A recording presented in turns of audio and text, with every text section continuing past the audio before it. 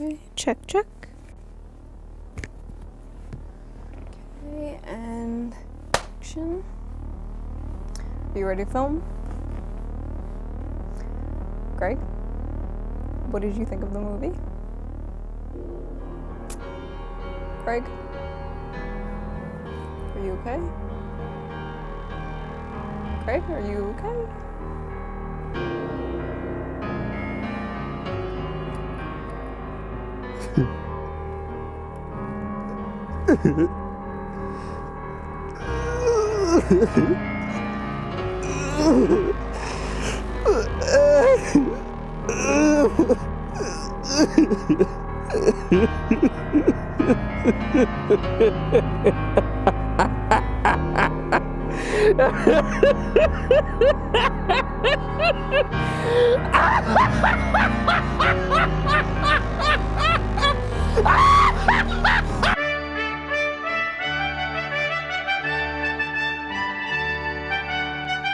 Good evening, everyone, and welcome to Night at the Movies. I'm June, this is Greg, and tonight we saw Star Wars: Rise of Skywalker. It's an instinct.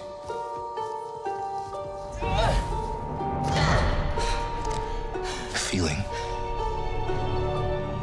The Force brought us together. So, what did you think of Star Wars: Rise of Skywalker? I don't want to talk about it. We have to talk about Rise of Skywalker, babe. We have to. That's why the people are here. We gotta talk about the movie. How did you like the movie? I wrote down some of my thoughts here.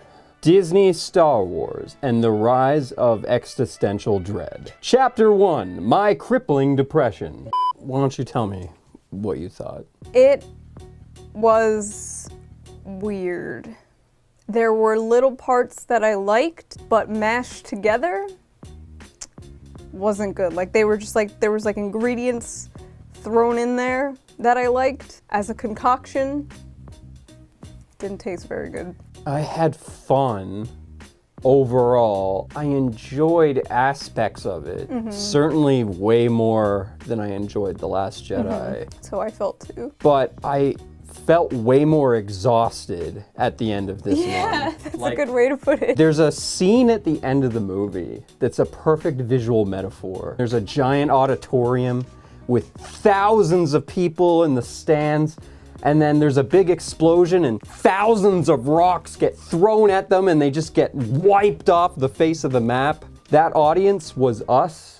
And those rocks were the plot of the movie, destroying us as we're sitting there eating our popcorn. That was my theater experience with Rise of Skywalker. It was exhausting is such a good way to put it. I felt like physically and mentally tired leaving the theater. I was just like, it was an onslaught of just being thrown at you, like nonsense. Well, the plot just keeps happening and keeps going and going, and it's twists and turns and corkscrews and backflips, and it never stops. And then there was this point in the movie when they're in the desert and they had just gotten out of the cave, and I'm like, okay, the movie just needs to stop for a second. They need to just sit down, talk about the next plan. We need to absorb what just happened. And right as I said that to myself, Poe Dameron goes, "We can't stop, we gotta keep moving."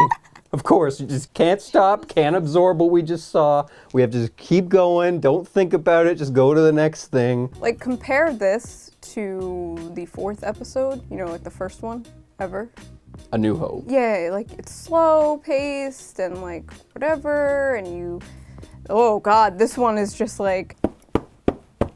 So my theory with this is that JJ was. Sorry. I love you. So my theory with this is that JJ was so disappointed in the way that the story kind of halted in Rian Johnson's movie that he was almost sort of making up for all the bowling pins that Rian didn't knock down. JJ's like, okay, well, Rey trains now, and it's just like has this arbitrary training session at the beginning. It's just sort of weird just to make it look like she's improved over time, because Rian Johnson didn't really communicate how she evolved as a Jedi in any way. So I got to show that real quick. You know, she's jumping around, beating up droids, whatever. This whole movie felt like J.J. Abrams damage controlling for Rian Johnson's mess. Yes, however, he overcorrected. Even though I was more angry and frustrated having left the theater watching The Last Jedi, at least The Last Jedi was trying to say something. At least it was doing a deconstruction of the Star Wars universe and trying to be meaningful. Ryan was trying to communicate something specific to the audience. What the f*** is the point of Rise of Skywalker? What is JJ trying to communicate to us? It's meaningless. Ultimately, it's about friendship. Friendship, Stick guys. together. We're all friends. This really did, again, it felt like two directors fighting with each other. Little dueling banjos going on. It was like, oh, you know that other thing from the other movie? Forget that. This is the thing now. Like, I get to take control. There are very few references to Last Jedi, and there's way more references to Force Awakens. Almost like JJ's trying to remind you of all the plot points that he had set up in that first movie. It's like, well, we gotta put him back in here, except there's certain things that are just completely lost. Like, he decides to bring back the Knights of Ren, which was a thing alluded to. Like, I didn't even remember what that was, Yes, and you started laughing it was when they a thing showed that was up. alluded to in the first movie. Like emo boy However, army. There's literally no point in the Knights of Ren. They sort of just arbitrarily show up in the background of every shot. It's just like, oh, they've been watching us the whole time. But then to what end? They end up in a fist fight with Kylo Ren right at the end for no reason. JJ doesn't even tell us who they are. Who are they? Doesn't matter.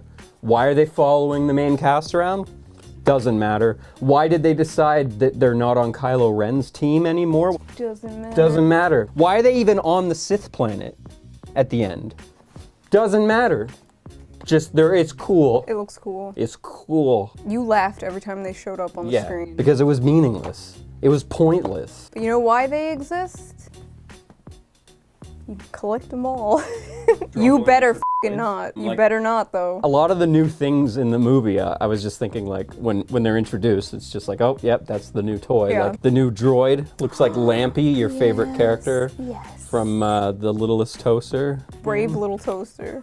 I drew him. When I saw that lamp in the preview, I knew that June was absolutely going to be responding to that. The other thing, they had motorcycle tank snowmobiles with jetpack launcher men, and it's just like, why do they have vehicles with tracks? Remember? In the Star Wars universe. The Star Wars universe has flying, floating vehicles. Why would you want a vehicle with tracks? Because it could just easily eat up things into the tracks. Which and happened. That's exactly what happened. Remember when... But isn't it cool when they launch jetpack guys from the back? And then Poe went, they fly now? They can fly fly now. now. They fly now. Thanks, okay.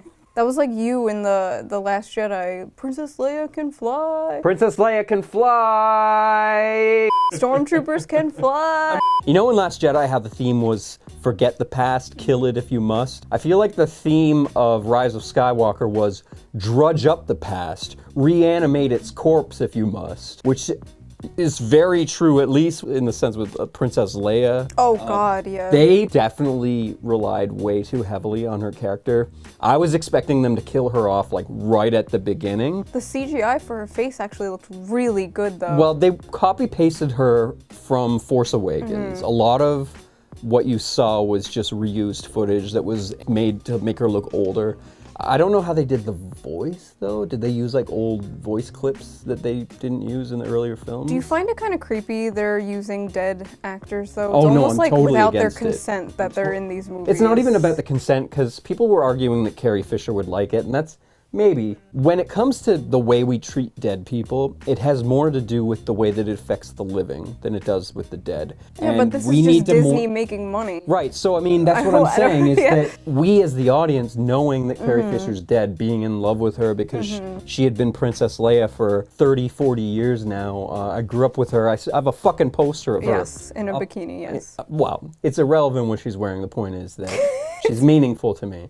And to see this dead woman, like, have this long, extended hug scene with Rey, it's got an uncanny valley effect. And the fact that you know that she's actually dead only makes it that much worse. And then at the very end of the film, when they show her Force ghost, it's like doubly ironic because she actually is literally dead, and they're reusing old footage of her to depict her as a dead person. Whether or not it's disrespectful to the character is less relevant to the fact that it's disrespectful to us, the fans. We're not alone. Good people will fight if we lead them. I have the fact that this should have been the second movie. This should have been the second one in the series. And also, Rey should have become evil, and that would have been the plot of the third one, was to get Rey back from the dark side. That would have been interesting. Yeah, because literally nothing happens to Rey in the second Yeah. one. I mean, not much happens to her in terms of character development anyways, because she already started off perfect. Oh, that's another thing. I mean, she really is, I mean, like they say, she's the Mary Sue. I was just gonna say, so everyone like kind of goes, the fanboy's saying she's a Mary Sue, I'm sorry, but in this one, she was like the final form of Mary Sue. She never takes any damage. Like, Luke got his hand cut off, like everyone... Kylo Ren ended up knocking her over, but she ends up making it through the entire series without losing a single limb, without having any consequences for any of her actions. And the only people that die separate of her actions. Well, that's not true, actually. We'll get to that. We'll get to that. You were really excited in the beginning when the Star Wars logo popped up. It was like, "Duh, duh, duh, duh, duh, duh." You were like, woo! Like, I mean, you were can't super beat excited. the movie, Yeah. the theater experience of sitting there watching the title crawl for Star Wars. I mean, it is a very visceral experience. So he's very excited, like just vibrating in his seat. I'm like, okay, chill out. The title crawl, the title crawl starts happening, and I just see him. I feel him next to me, dying inside, and then he just starts laughing. I'm like, shh, shh, shh. Couldn't even make it through the opening title crawl. And the movie starts off sort of neat. It starts off with Kylo Ren slaughtering a bunch of people, going kind of on his little quest. And that's sort of neat, but then at the end of his quest, he finds the Phantom Emperor. And we basically find out that every time we saw the Emperor and Snoke Oh, wait. before this Oh, wait. moment, Oh, wait. they were actually clones No. that the Emperor was controlling from the Sith Temple. I lost it at the Snokes in a jar. Baby, I lost it. Even the Emperor that we see at the end of Revenge of the Sith, the one that got his face all melted from electricity that we later see in the throne room, that was a clone. All the retconning in this was painful. Like, I was cringing for you. See, retconning is like, it can be done right, but something that big suddenly makes a whole bunch of other scenes earlier in the series completely meaningless. Darth Vader threw him over the ledge and he died, fulfilling their destiny. Remember all the fulfilling the destiny? That was all a lie. That wasn't real. None of Star Wars before that very moment was real. But now it's real, guys, because now we're fighting the final boss Emperor. So this whole movie was just sloppy, messy, disorganized, just bizarre. Before this, I was like, okay, babe, you need to lead this review because I don't even remember anything because it was just an assault on my senses. And I barely remember anything from the movie because there was just so much shit. I was having a lot of trouble figuring out where they were going to go with this one. And one of the fan theories, at least a little bit earlier on, was that Snoke was a clone being controlled by the Emperor. And that and a bunch of other fan theories, like the worst fan theories I had ever read, Came true. all of them ended up being what J.J. Abrams went with. I was going to do like a prediction again before this, but I was completely wrong. I was hoping that it was going to be a better movie than it was going to be, and it ended up just devolving into a nonsensical series of fetch quests, each more frustrating than the last. And the series of fetch quests ends up being the only real structure of the film, because what the story ends up being is like 3 stories that are sort of melded together in a very schizophrenic way. and the end product is just an assault on your senses. Like, I've literally seen Zack Snyder movies that had better pacing than this. It was like Michael Bay directed Star Wars. That's a good way to put it. It was very video game, like, get this thing, now it's in this one, this level, now we're on the Death Star, now we're here. That's fine as long as it's a coherent series of events, all working towards a meaningful, cathartic ending. But you end up sort of forgetting what the fuck is even going on most of the film, and all you really know is that they need to get this thing. They need to get this holocron. They need to get this dagger. And then there's even a mystery surprise quest item that's gifted to Rey halfway through the film that made me go fucking ballistic. And then there's, in each level, you meet a new character. Hey, I will help you find the thing. And the character helps you find the thing. And it's just like, all right. You remember when Lando helps them, and then they go into that room, and then he takes off his mask, and then it turns out that Lando is really Lando? Could you tell that was going to be Lando? I knew immediately that was Lando. Yeah, you were like, that's going to be Lando. Immediately. There's that new girl character. I thought she was cool. You were laughing at it, but I kind of liked her. Which one? The sort of Boba Fett-y girl? Yeah. That Poe Dameron was hitting on? What I was more laughing at was that they were retconning a bunch of backstory for Poe, trying to cram in as much as possible. Yeah, there's this one scene where they find out that he used to be a spice runner. And it's like, oh, wow, he was just like Han Solo. Finn. Imagine having a character who's an ex-stormtrooper and basically only having him shout Rey for 3 movies. Oh my god. He is probably the most interesting out of all the characters. Like, you'd want to know more about someone who used to be a stormtrooper. Like, they're one of the most iconic Star Wars things. They're the enemy, and now he's like an ex-stormtrooper, and they did nothing with him. They did especially in the last one. They did more with him this time. He does end up making a sacrifice at the end. Finally. And then Rose again tries to stop him, and he's like, bitch, back the fuck up. I was so happy. I'm making my sacrifice in this I film. know, she almost did it. Ryan Johnson almost fucking destroyed him. What was that? Like, do you remember the water bottle body suit scene? That was lame. What? Why? And then there's Rose Tico. Apparently, she only had like 70 seconds of screen time. Are you sure? Apparently, that's the whole thing. Like, she was barely in it. I felt like she was barely in it. Every time they went back to the main base, she was in the background behind the CGI Leia. She had quite a few lines, and even though she didn't feature as like a main character, she was even there at the last final battle. So she was playing an integral role. I think that they could have done her way worse. I think Ryan Johnson did her worse. Yeah. Because Marie Tran is a beautiful woman, she's a good actress, and he made her like this frumpy Muppet Ghostbuster lady. Yeah, she has more lines and everything, but her scenes are the worst scenes in The Last Jedi. And her character was so unbearable that, this is very regrettable, but she ended up getting bullied off of Instagram and Twitter or whatever, because the fans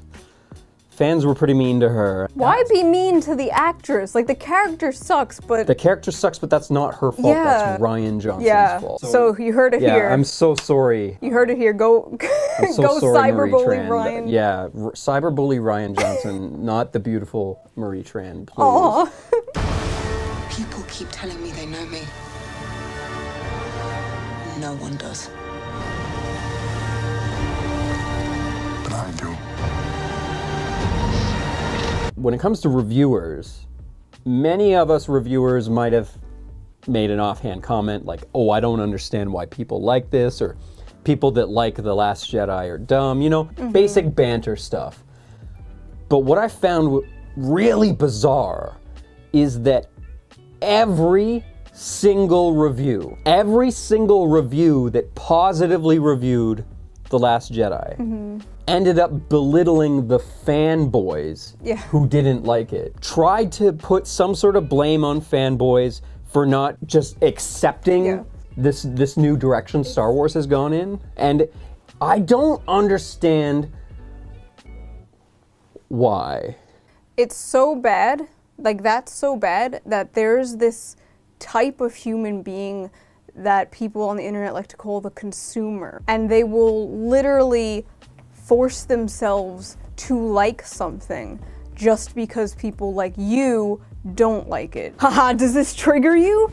Does me buying all this shit, are you triggered? I love The Last Jedi. Well, with some of it, you've got a thing called the access media, which is this fake-ass media group of people very similar to us, where the only difference is that they're on the good side of the studios and that the studios invite them to events or give them free previews or give them advance tickets. When it comes to Disney, it is well known that they immediately excommunicate you if you say anything negative. So if you're in the access media, and you have access to Star Wars or any other high-interest Disney IP, chances are your opinion of that IP is entirely unreliable. That's how I ended up sort of chalking up most of the positive reviews, but even then there were people outside of the access media who would belittle the fanboys. One of the most common ones that I saw was Star Wars is a sci-fi fiction in space about space wizards intended for children. And what he means by that is not that you can't criticize Star Wars, but his intention is that if you are emotionally invested in Star Wars and have a negative emotional reaction to a bad Star Wars that you don't like, that's your fault, because you're expecting too much. Most people will end up going to Star Wars is for kids. It's for kids. And I mean, we could debate all day whether or not a movie series where people get their fucking limbs chopped off by laser swords is for kids or not. It's a family movie, not kids. Being child accessible and for children are two very different things. What they really are saying is that you can't expect internal logical consistency in the film because it's about silly things. But that's not fair, because even in a movie about magic and fantasy, there still have to be consequences to actions. And there have to be a set of rules that the audience understands that can't be broken. But the ultimate irony is that like 90% of these people who were belittling the fanboys who didn't like The Last Jedi for being deconstructivist and destroying the legacy of Star Wars and killing the pace and the momentum created by Force Awakens, making it impossible for J.J. Abrams to pick up where he left off in The Rise of Skywalker. Like 90% of those people who belittled us for not liking it are now saying that they don't like The Rise of Skywalker. And now I'm confused again. You didn't consume the correct media. Tisk tisk. Tisk tisk. A lot of the arguments are, well, if this is what Star Wars fans should expect if they're asking for more Star Wars movies. Most of us aren't asking for more. We don't need more. The movies are being forced upon us. Like Rian Johnson said, they'll never stop making Star Wars. The Star Wars will never end. And there's nothing I can do to stop it. So the best I can do is just be hopeful and positive that the future films will have an internal logical consistency, be proper representations of the Star Wars universe, and continue the legacy started by the old school Star Wars without shitting all over it. So if you didn't like this movie, that's fine. And if you did like this movie and you disagree with me, that's fine too. But at the same time, I didn't enjoy it. I tried really hard to convince myself that I liked it because of how much more fun it was. And there's a lot of fun in it. But my brain was too tired at the end. I had too much to absorb, and it literally took me 24 hours to like come to terms with everything that I experienced. So everything gets resolved really quickly. There'll be a problem, and in 3 seconds, the problem's solved. Like, constantly, there's no tension. There's no, like, sitting back and being like, oh no, yeah, is everything gonna be okay? Like, there's none of that. And then the characters will end up making a sacrifice, making a hard decision that has long-term consequences. Someone will die. C-3PO loses his memory permanently. And then, no, there's no consequences. They're still alive. No, there's no consequences. C-3PO gets his memory back. You know what would have made this movie perfect? More fake-out deaths. 500 of them wasn't enough. I love the part where someone dies, but they're actually alive. And I also like the part where someone dies, but then it turns out they're actually still alive. More of that, please. I got really, really sad when they wiped C-3PO's memory. Yeah. And I felt like that was a permanent consequence. And I felt like, oh my God, J.J. Abrams has finally developed a set of balls, and he's going to make a hard change. But no, R2-D2 gives his memory back to him almost immediately. He got 3 jokes in about not remembering anything, and then, oh no, he has his memory back. Yeah, like when he stepped back and he looked at them and he was like, I want to take one last look at my friends. I was like, oh my God, this is actually like really sad. What are you doing there, 3PO? Taking one last look, sir. At my friends. Meaningless. Nope. It's meaningless now. Resolved. 3 seconds. Resolved. I have here, Dark Side Rey was hot. Okay. She was. She had like fangs. She was like emo Rey. I don't know. I liked Dark Side Rey. Her lightsaber was dumb. The folding lightsaber? Listen. Pretty much guaranteed you're gonna cut your shins off with that thing. It just would have been cooler if she turned evil. A good example of something being resolved in 3 seconds was when Rey gives Leia Luke's lightsaber. She's like, I'm not worthy. And then 3 seconds later, takes it back. 2 seconds later, Leia gives it back to Rey. You gotta take this. There was just like so many scenes like that. Very convoluted movie. A lot of the movie feels like it was made up on the spot, like as they were filming. Like that's how messy it is. Everything was very convoluted, like again, instantly resolved, but like in the weirdest and most random ways. Long have I waited. And now you're coming together. I know that we've been a little spoilery so far, but we're officially going into hardcore spoiler mode now. So skip ahead to this time frame to see our final thoughts on the film. Ready? 3, 2, 1, go. Leia's death was dumb!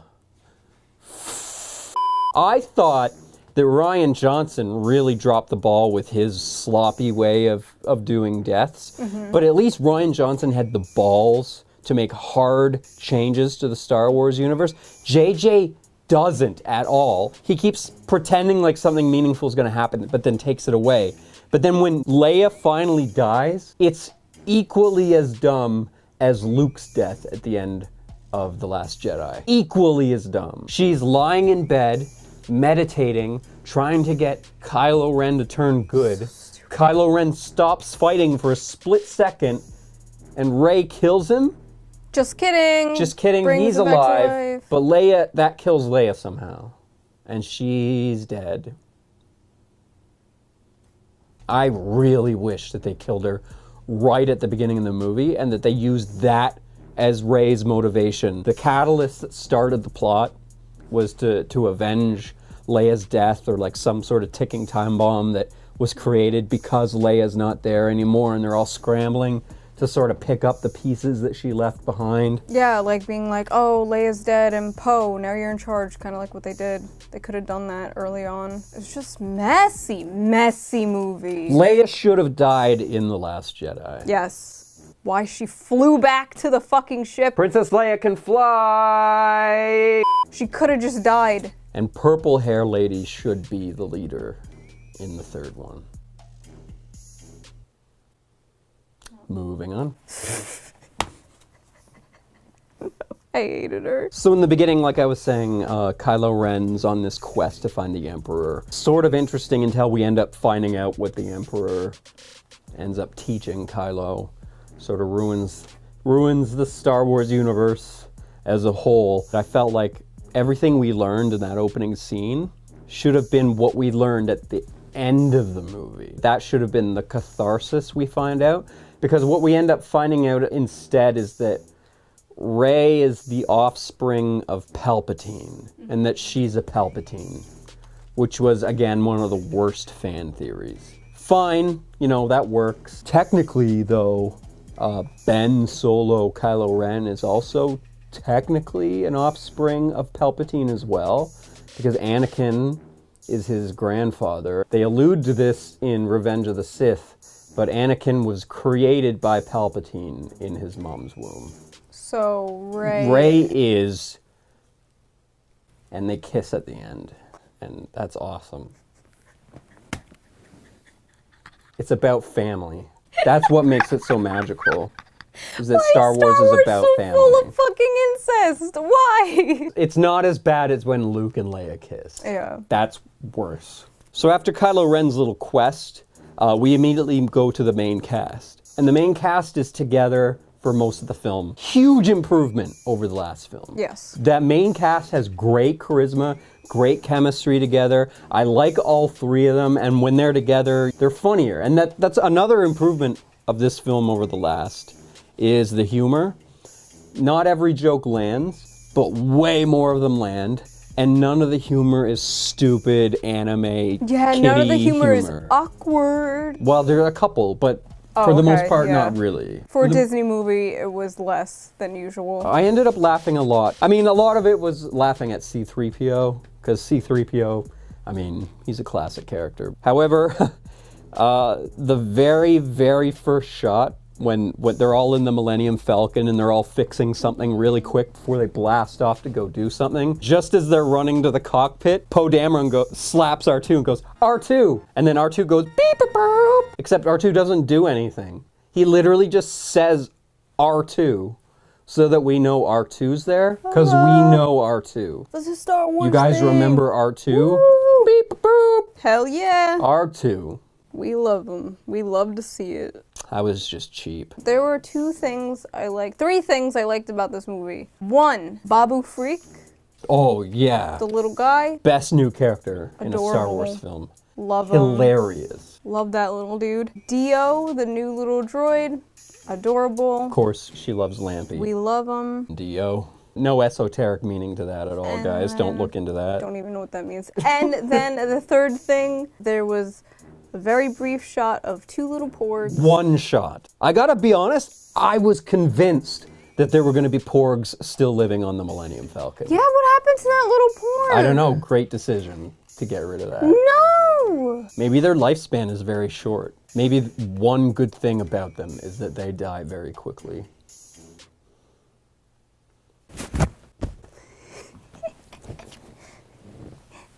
Ew. No! On top of the humor being better, the action was better for the most part. There was a little bit too much going on in the screen. I like JJ's cinematography better than Ryan's. Ryan stood way too far back using long lenses. One of the biggest problems with that is, you know the old adage, the camera adds 10 pounds? JJ likes to get right up close to people with wide angle lenses, and that's way more conducive to good action scenes as well, because you feel more connected to it and you can see more of what's going on. I liked how big the world felt in this.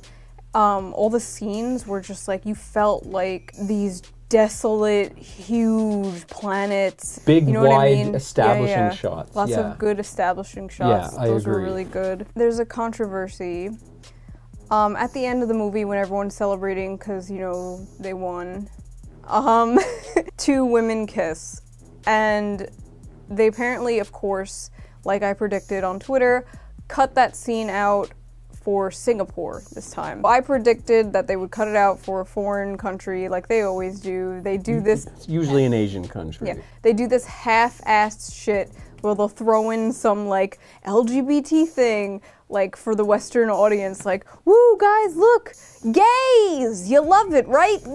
gays, eat it up. But it's like nothing. It's like fucking nothing every time because Disney has no balls and they'll never make a main character gay. Yeah, and I pointed to it when it happened. I was like, there's the gays that they cut out. But I wanted Poe and Finn to be gay. They sort of set up that was possible in Force Awakens with their big bro hug. But you know who else wanted Poe and Finn to be gay? Poe's actor, apparently. Oh yeah, and was except so that John upset. Boyega ends up so obsessed with Rey that there was just no way to make that work by the third movie. And Rose.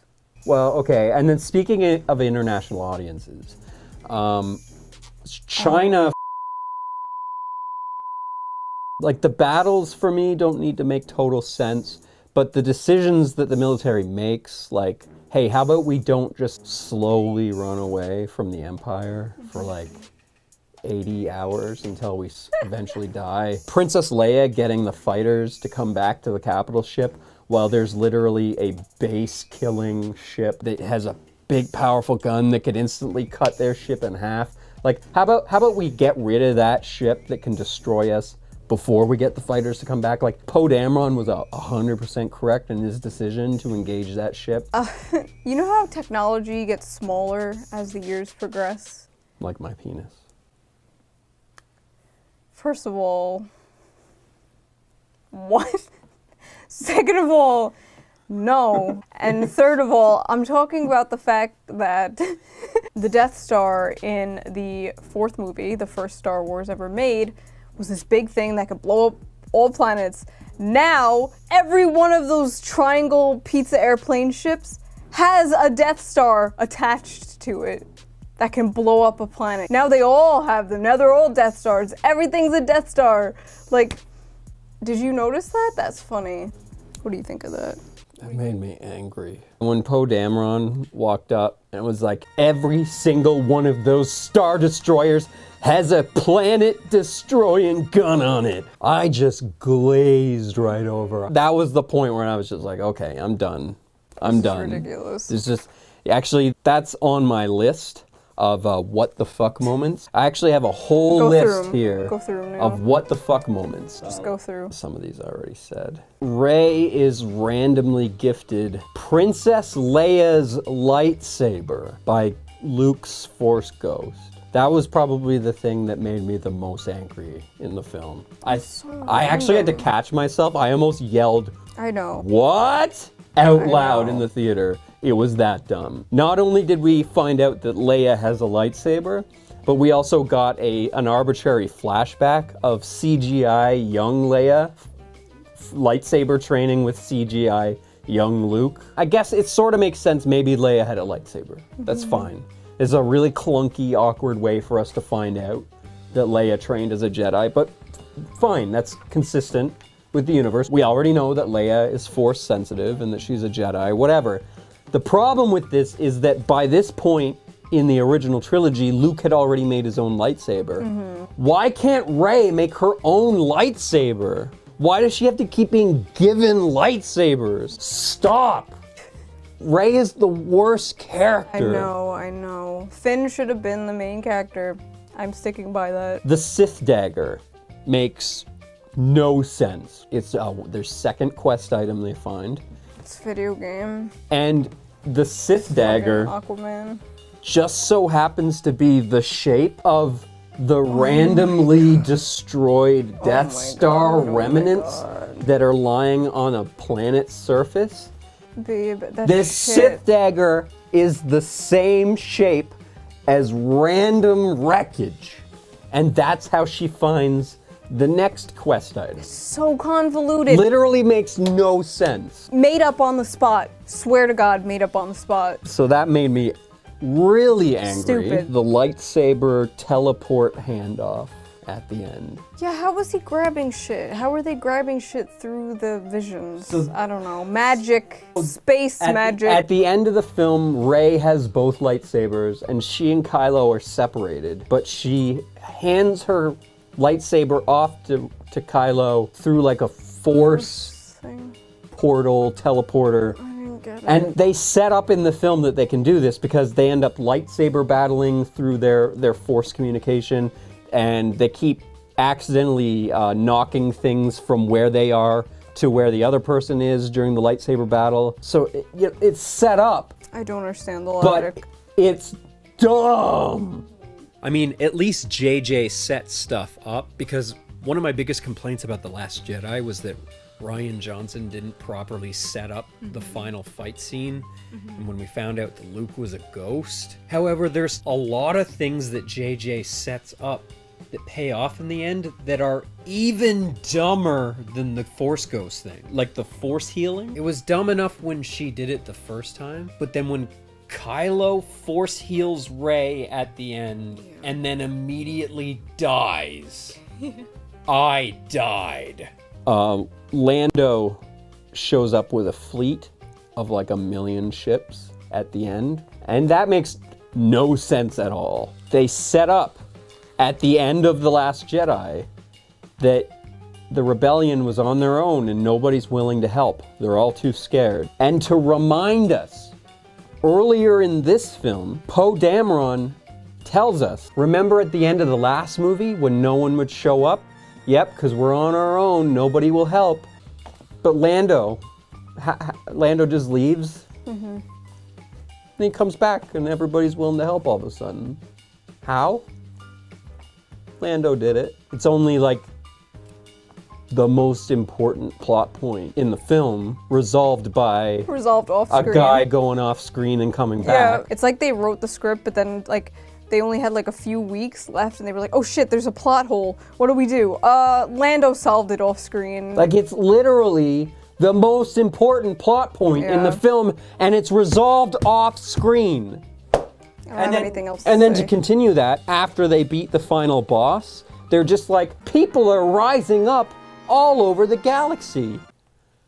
How? They establish that the fleet of ships that they're fighting at the end of this movie is a completely separate fleet of ships from the First Order. They're not the same group. They're different. The whole rest of the galaxy has no idea that they're fighting this battle. They have no idea that they're fighting the old Emperor and his old fleet of ships.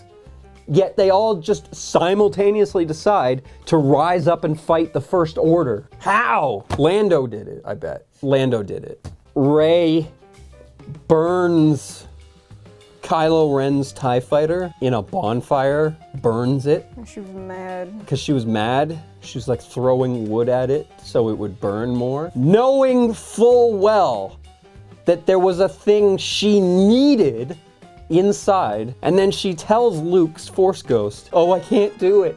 I burned down Kylo's ship and I destroyed that thing." And then Luke goes, "You have everything you need." And then she just grabs that thing she needs, and it's fine, and it's fine. Everything is fine. Resolved. It was fine. Resolved. Literally made no sense at all. A woman shoots down a TIE fighter with a bow and arrow. Yes, that was. Did that happen, or was that just in my head? That happened, and you looked at me and you laughed. A woman standing on a Star Destroyer, floating in the upper atmosphere of a planet, took out her bow and arrow and shot it at a TIE fighter going Mach speed past her, and in one shot took it down. Was that in my head? No, that happened. Unfortunately, that happened. That was real? Yes. Apparently Stormtrooper armor also is not strong enough to stop a small arrow. Stormtrooper armor is beyond useless. Not only does it not stop blaster bolts, it doesn't even stop an arrow. You know what I was thinking of?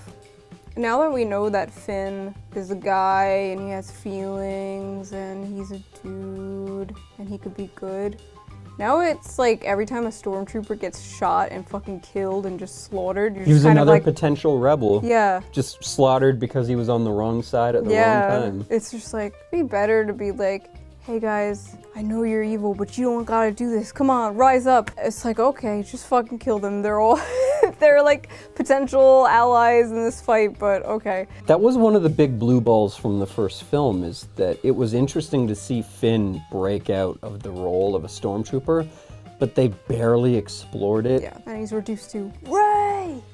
Rey! Rey! Rey! Rey! Poor Boyega, man. I feel bad for Daisy Ridley too, though, because she too is not a bad actress. They just saddled her with a bad character. And just the whole final boss fight with the Emperor. Oh my The god. whole thing was stupid. That was stupid. Every second of it was dumb.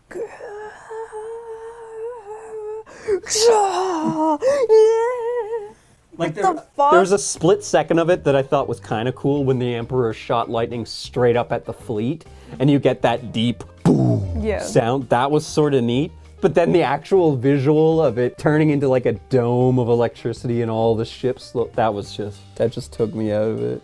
Why is any of this happening? Why is any of this happening? So at the end, when everyone's celebrating, the girl they met on that planet, who's also an ex-stormtrooper, sits with Lando, and she's like, I don't know who I am. And Lando's like, let's find out. Is that foreshadowing for another movie? To be honest, if sounded it like is, I would be willing to watch A that Lando film. movie with a sidekick? Like, that'd be fun. A I Lando guess. movie with a sidekick like Finn, where they actually explore... Yes, being an ex-stormtrooper. Yes. That's what it sounded like, right? Like, let's find out. It's like, so that's gonna be a thing, I guess. Yeah. When they broke into the Star Destroyer, they had that medallion that goes in their dashboard that lets them on the ship. But then they run out of the ship, immediately kill 2 stormtroopers, and are able to roam around the ship for quite a long time without setting off an alarm. There's no security cameras. That made no sense at all. An alarm would have gone off immediately after killing 2 stormtroopers. They're in a hangar bay.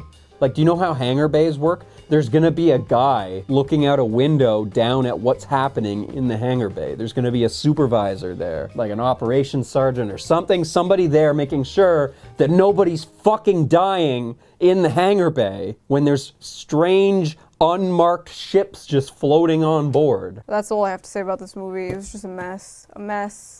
Confronting fear is the destiny of a Jedi.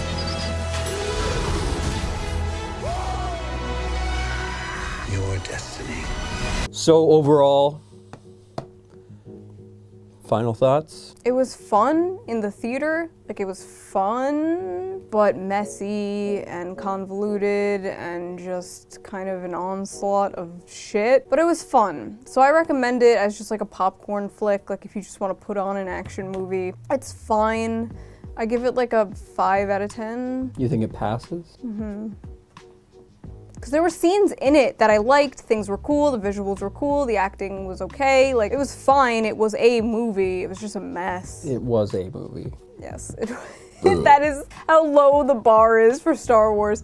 It was a movie, so. Would you recommend it to anyone? I would recommend it to people who just like Star Wars movies and like the Star Wars universe and like Star Wars things, I guess. What about you?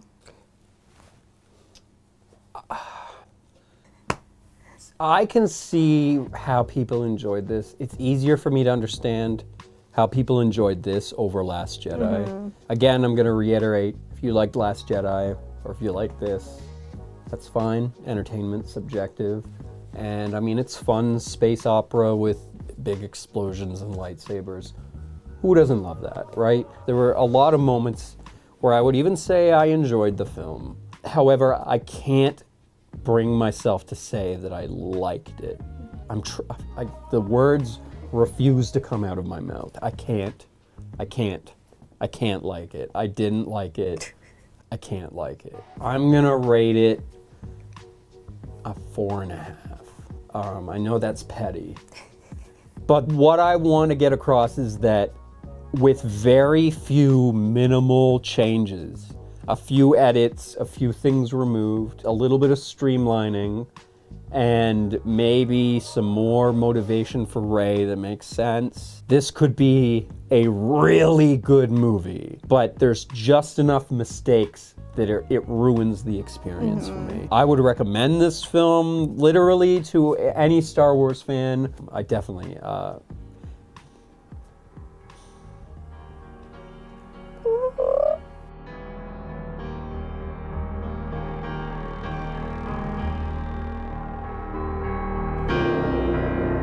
Part of the reason why Last Jedi was so poorly received had to do with the way that Force Awakens set up the Disney ownership of the IP. J.J. Abrams basically communicated to us that Star Wars is going back to form, fixing all the mistakes from the prequels.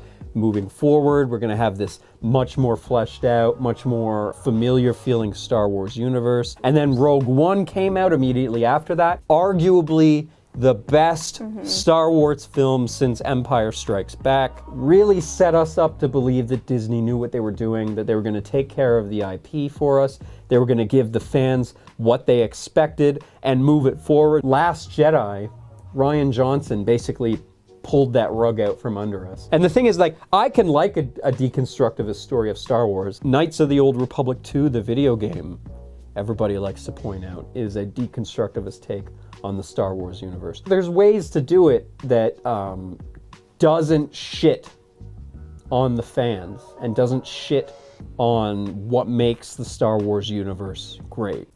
Going off on a tangent. Yeah, you go on a million tangents. It just was too much like SpongeBob SquarePants after season 3. We're in the post-season 3 era of SpongeBob SquarePants. That's all entertainment to me now, though. All entertainment is just too much stuff happening, and I don't understand what's happening. I'm so frustrated and defeated. I just feel defeated. I feel like this film finally defeated me. I feel like I can finally take off the Star Wars t-shirt and just continue on with my life like a normal human being. Press X to doubt. Just gonna lie in my Millennium Falcon cockpit bed and cry myself to sleep. Oh no! The Force will be with you. Always.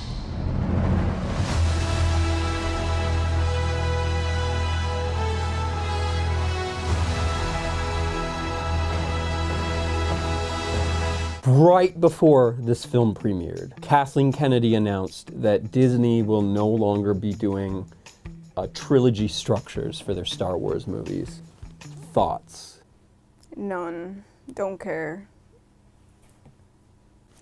Thoughts? Well, I think not only is this Disney admitting defeat and admitting that they have no idea what they're doing with the Star Wars IP. They literally are incapable of making a 3-act structure that's consistent. I think also it's a good thing because now we're not going to get annual Star Wars releases. That works for the Marvel Cinematic Universe, or at least worked for a while. Something like that works because every Marvel character, even though the Marvel Cinematic Universe has a consistency to the tone and the structure of their films, each character is unique and different. The logic of the movies are different, and the meaning of each film is different. There's more flexibility there, so you can get an annual film and literally get something different every time. Ultimately, the rules in every Star Wars movie are going to be very, very similar. The movies are just not going to be that different. Yeah, maybe in like 2 or 3 years,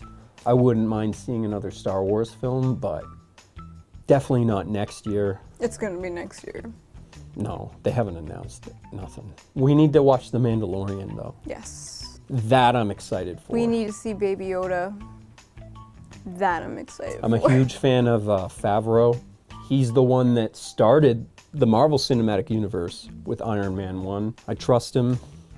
I'm sure it's going to be a good series. You have to pay for Disney Plus, though, because Yes. I pay for Netflix. Yes. Are you going to set that up? You going to set that up? You set that up? Happy New Year, everybody.